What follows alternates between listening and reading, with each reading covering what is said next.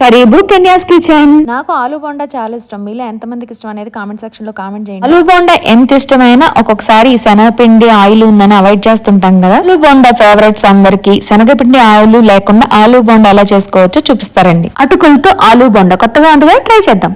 శనగపిండి ప్లేస్ లో ఇలా అటుకులు తీసుకొని నానబెట్టుకోవాలి.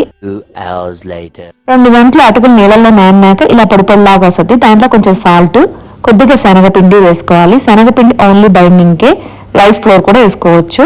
ఇలా వీడియోలో చూపిస్తున్నట్టు చక్కగా చపాతీ ముద్ద కలుపుకున్నట్టు కలుపుకోవాలండి. ఆలు బోండాకి బైండింగ్ పిండి అయితే రెడీ అయిపోయింది. దాన్ని పక్కన పెట్టుకొని ఇప్పుడు ఆలు బోండాకి ఆలు కర్రీ ఎలా చేసుకోవాలో చూద్దాము.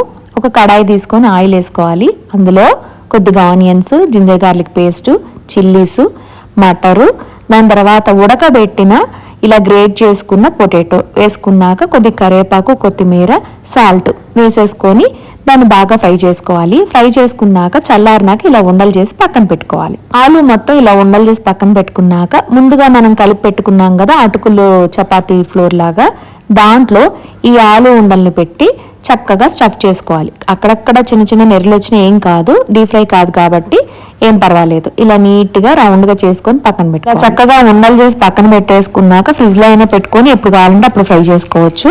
నేనైతే ఇది ఇలా గుంట పులిమింగరాల గిన్నె ఉంటది కదండి, దాంట్లో కొద్దిగా ఆయిల్ వేసి ఇలా ఆ ఉండలన్నీ మనం చేసుకున్న ఉండలన్నీ దాంట్లో పెట్టేసి మూత పెట్టి స్టీమ్ మీద ఉడకబెట్టాలి. చూసారు కదా, కొద్దిగా ఆయిల్ తో ఏమా టేస్టీగా ఉండే ఆలు బోండాలు అయితే రెడీ అయిపోతున్నాయి. ఇక్కడ నేను మాటిస్తున్నాను, ఇది శనగపిండి ఆలు బోండాల కన్నా సూపర్ గా ఉంటాయండి. అటుకులతో ఆలు బోండాలు కొత్తగా ఉంటది, టేస్టీగా ఉంటది. మీకు ఇంటికి వచ్చిన గెస్ట్లకి అయితే ఖచ్చితంగా నచ్చుద్ది, మీ పిల్లలకు కూడా నచ్చుద్ది. ఈ హెల్దీ అటుకుల ఆలు బోండా రెసిపీ నచ్చితే ట్రై చేయండి. అలాగే వీడియో నచ్చితే లైక్ చేయండి, షేర్ చేయండి, సబ్స్క్రైబ్ చేసుకోండి.